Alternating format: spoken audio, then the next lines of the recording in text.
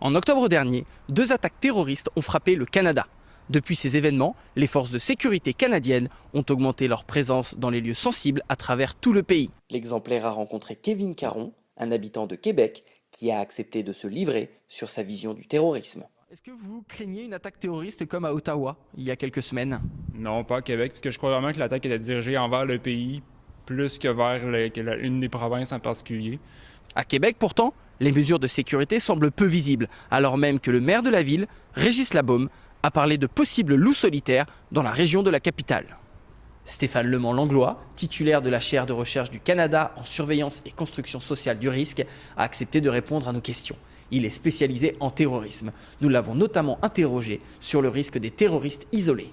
En fait, ce que ça veut dire, un loup solitaire, c'est qu'on ne voit pas derrière lui une organisation qui est là pour le former, le financer, l'héberger, le transporter, bon, etc. Il est tout seul dans ça. Bon, les 2 terroristes là, dont on parle, c'est des personnes qui étaient très actives sur Internet, qui voyaient, bon, en fait, pas plus actives que le Québécois moyen, mais enfin qui avaient accès à un paquet d'informations à travers Internet. Dans le cadre de ce reportage, l'exemplaire a contacté les députés de la Commission des institutions de l'Assemblée nationale, qui est compétente en matière de sécurité publique pour la région de Québec.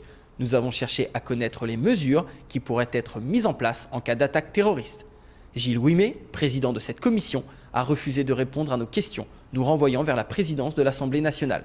Joint par téléphone, François Moisan, le directeur de communication du service de police de la ville de Québec, nous a confirmé que les forces de police ont un plan de gestion de crise. Néanmoins, il a refusé de s'étendre plus longuement sur ces mesures, précisant que la plupart des données sont sensibles et confidentielles. Il apparaît que la ville de Québec ne semble pas démunie face à d'hypothétiques attaques terroristes. Ici Jordan Proust, à Québec, pour l'exemplaire.